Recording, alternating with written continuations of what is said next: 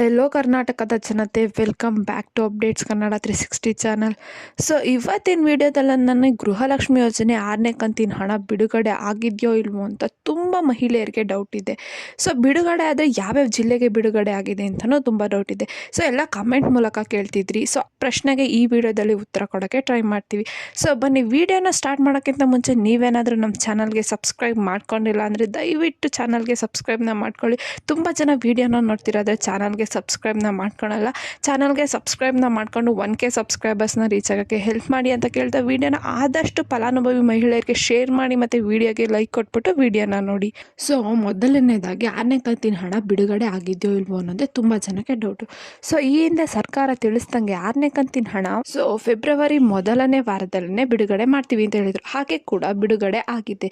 So ಎಷ್ಟೋ ಫಲಾನುಭವಿ ಮಹಿಳೆಯರಿಗೆ 6ನೇ ಕಂತಿನ ಹಣ ಜಮಾ ಆಗಿದೆ. ಯಾರ್ಯಾರೆಲ್ಲ 5ನೇ ಕಂತಿನ ಹಣನ ಪಡ್ಕೊಂಡಿದ್ರು ಅಂಥವ್ರಿಗೆ 6ನೇ ಕಂತಿನ ಹಣ ಜಮಾ ಆಗೋದ್ರಲ್ಲ ಯಾವುದೇ ಡೌಟ್ ಇಲ್ಲ. ಸೊ ನೀವು ನೋಡ್ಬೋದು ಈ ಕಮೆಂಟ್ನ ಮೂಲಕ 6ನೇ ಕಂತಿನ ಹಣ ತುಂಬಾ ಜಿಲ್ಲೆಗಳಿಗೆ ಜಮಾ ಆಗಿದೆ. ಸೊ ಅವ್ರ ಖುಷಿನ ವ್ಯಕ್ತಪಡಿಸ್ಕೊಂಡಿದ್ದಾರೆ ಕಮೆಂಟ್ನ ಮೂಲಕ ನಮ್ಮದು ಚಾನಲಲ್ಲಿ.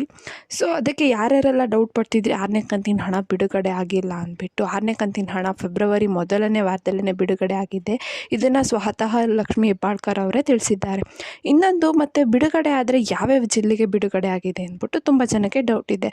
ಸೊ ನಾನು ಒಂದು ವಿಡಿಯೋದಲ್ಲಿ ತಿಳಿಸ್ದಂಗೆ ಮೊದಲು 15 ಜಿಲ್ಲೆಗಳಿಗೆ ಬಿಡುಗಡೆ ಮಾಡಿದ್ರು.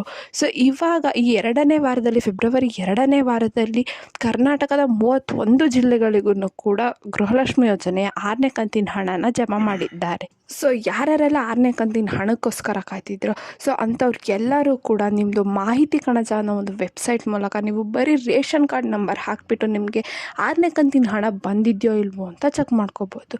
ಮತ್ತು ಇನ್ನೊಂದು, ಸರ್ಕಾರನೇ ರಿಲೀಸ್ ಮಾಡಿರೋ ಅಪ್ಲಿಕೇಶನ್ DBT ಅಪ್ಲಿಕೇಶನ್ ಮೂಲಕನೂ ಕೂಡ ನೀವು ನಿಮಗೆ 6ನೇ ಕಂತಿನ ಹಣ ಬಂದಿದೆಯೋ ಇಲ್ವೋ ಅಂತ ಮನೆಯಲ್ಲೇ ಕೂತು ನೀವು ಚೆಕ್ ಮಾಡ್ಕೋಬೋದು.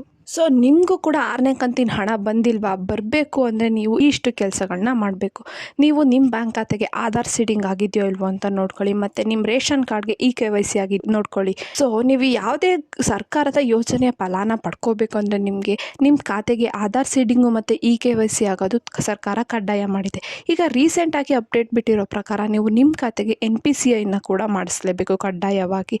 ಇಲ್ಲ ಅಂದರೆ ನೀವು ಸರ್ಕಾರದ ಯಾವುದೇ ಯೋಜನೆಗಳನ್ನು ಪಡ್ಕೊಳ್ಳಲು ಸಾಧ್ಯ ಆಗೋದಿಲ್ಲ. ಸೊ ಇಷ್ಟು ಹೇಳ್ತಾ ಯಾರ್ಯಾರೆಲ್ಲ 6ನೇ ಕಂತಿನ ಹಣಕ್ಕೋಸ್ಕರ ಕಾಯ್ತಿದ್ರು, ಸೊ ಅಂಥವ್ರಿಗೆಲ್ಲ ಸರ್ಕಾರ ಒಂದು ಗುಡ್ ನ್ಯೂಸ್ನ ಕೊಟ್ಟಿದೆ. ಸೊ ಅಂಥವರು ಕೂಡ ನೀವು ಮನೆಯಲ್ಲೇ ಖಾತೆಗೆ ಹಣ ಬಂದಿದೆಯೋ ಇಲ್ವೋ ಅಂತ ಚೆಕ್ ಮಾಡ್ಕೋಬೋದು.